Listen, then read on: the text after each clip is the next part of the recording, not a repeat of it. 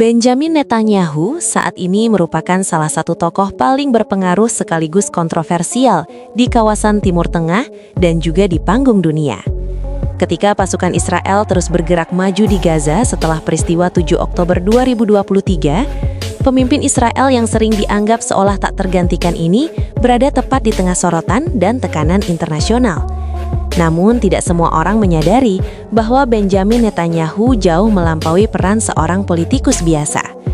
Sebagai Perdana Menteri Israel, posisi yang dalam sistem tertentu setara dengan jabatan presiden, Netanyahu memiliki latar belakang yang luar biasa sebagai anggota pasukan elit Sayeret Matkal.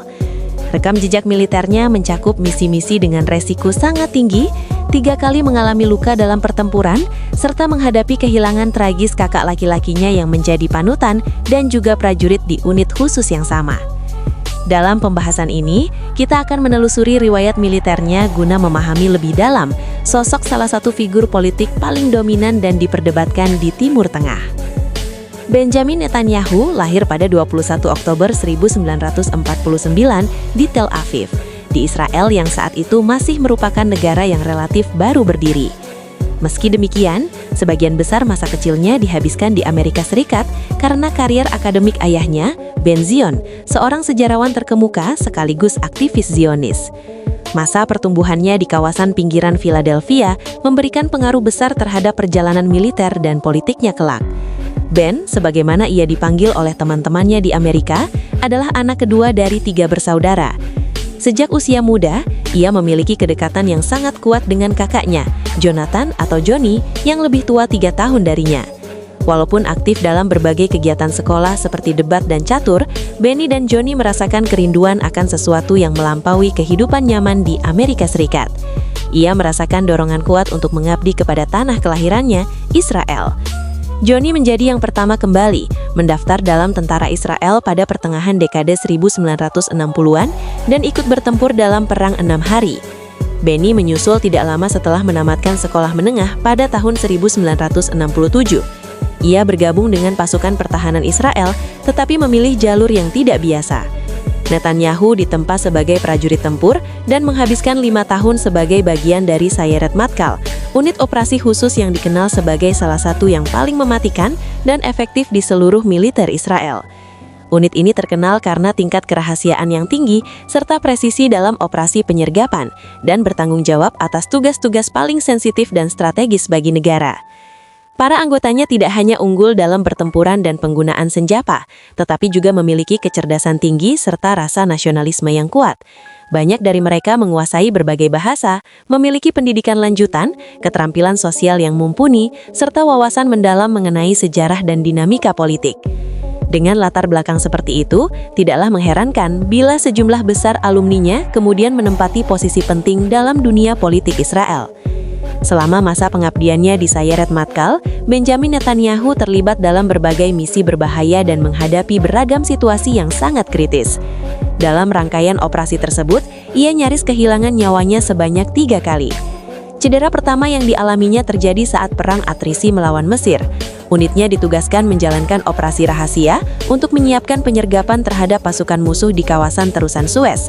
Mereka menyeberangi perairan dengan perahu karet, namun tiba-tiba dihantam serangan tembakan hebat. Di tengah kekacauan, Netanyahu yang membawa senapan mesin berat tertembak dan terjatuh ke air. Ia sempat tak sadarkan diri dan hampir tenggelam. Beruntung, seorang perwira bernama Kapten Azaf segera melompat dan berhasil menyelamatkannya tepat waktu. Peristiwa tersebut meninggalkan kesan mendalam dalam hidupnya, namun itu bukan terakhir kalinya ia menghadapi bahaya mematikan demi negaranya. Luka kedua dialaminya pada tahun 1968 ketika terjadi operasi militer Israel di Lebanon saat ia terkena serpihan peluru di bagian lengannya. Cedera ketiga terjadi dalam operasi yang paling terkenal dalam riwayat tugasnya, yakni operasi Isotop pada tahun 1972 yang bertujuan membebaskan penumpang pesawat Belgia yang dibajak oleh militan Palestina di Israel. Operasi itu pada dasarnya berhasil. Dari sekitar 90 penumpang, hanya 1 warga sipil yang meninggal dunia. Di pihak unit elit tersebut, hanya 1 prajurit yang terluka, Benjamin Netanyahu. Menariknya, dari 16 anggota pasukan khusus yang ambil bagian dalam misi tersebut, terdapat 2 sosok yang kelak menjabat sebagai Perdana Menteri Israel. Selain Benjamin Netanyahu, terdapat Ehud Barak yang kemudian memimpin pemerintahan antara 1999 hingga 2001 dan saat itu memimpin operasi penyelamatan tersebut. Dalam konteks serangan Hamas baru-baru ini, anggapan bahwa Netanyahu bukan orang asing dalam situasi penyandaraan jelas bukanlah pernyataan yang berlebihan. Namun nasib berbeda menimpa kakaknya, Johnny. Di dekade 1970-an, ia juga bergabung dengan Sayeret Matkal dan menerima penghargaan medali layanan terhormat atas keberaniannya dalam Perang Yom Kippur. Tetapi kehidupannya berakhir tragis dalam tugas, meninggalkan dampak yang mendalam bagi adiknya. Seperti halnya adiknya, Johnny Netanyahu tumbuh menjadi seorang anggota pasukan khusus yang tangguh dan disegani.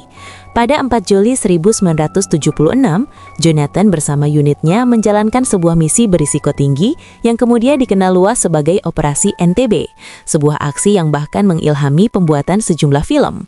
Operasi tersebut dirancang untuk membebaskan para sandera akibat pembajakan penerbangan sipil rute Israel-Prancis yang dipaksa mendarat di Uganda. Aksi teror itu dilakukan oleh militan Palestina dan Jerman dengan dukungan penguasa Uganda saat itu, diktator Idi Amin.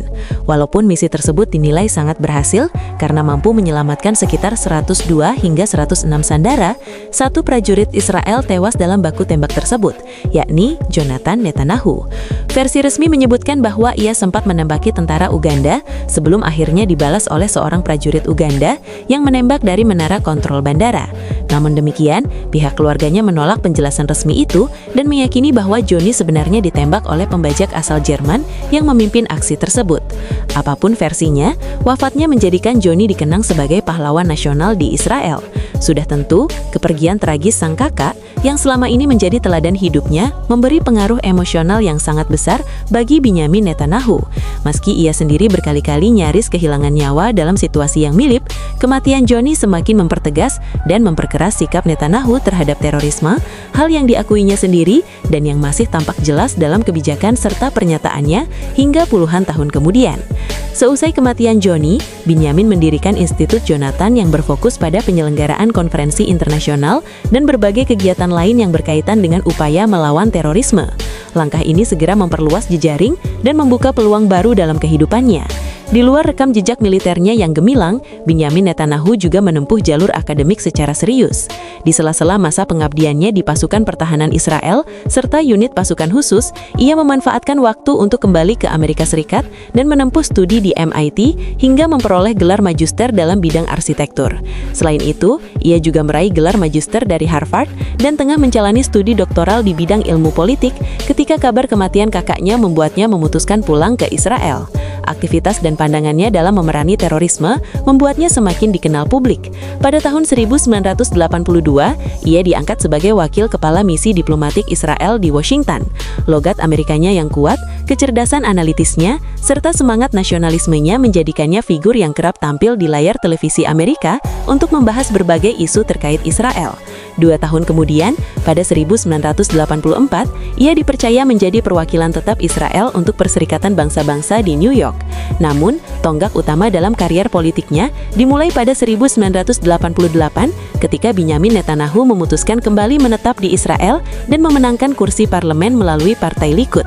Tidak lama berselang, ia diangkat sebagai wakil menteri luar negeri dan sejak saat itu perjalanan politiknya terus menanjak. Tanpa membedah seluruh detail kiprah politiknya, Benjamin Netanyahu tercatat telah menjabat sebagai Perdana Menteri selama lebih dari 16 tahun.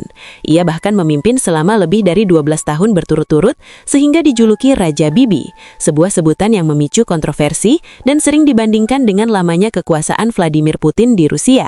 Walaupun pemerintahannya berhasil menghadapi berbagai konflik bersenjata melawan Hamas dan kelompok militan Islam lainnya yang berbasis di Lebanon, Benjamin Netanyahu tetap menjadi sosok yang sangat diperdebatkan dan kerap menuai kritik tajam.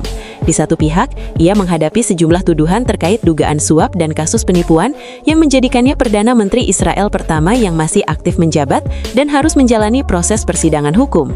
Di pihak lain, banyak warga Israel maupun komunitas internasional mengecam kebijakannya terhadap rakyat Palestina, termasuk kebijakan pembangunan permukiman Yahudi di tepi barat yang dinilai memperkuat militerisasi kawasan tersebut.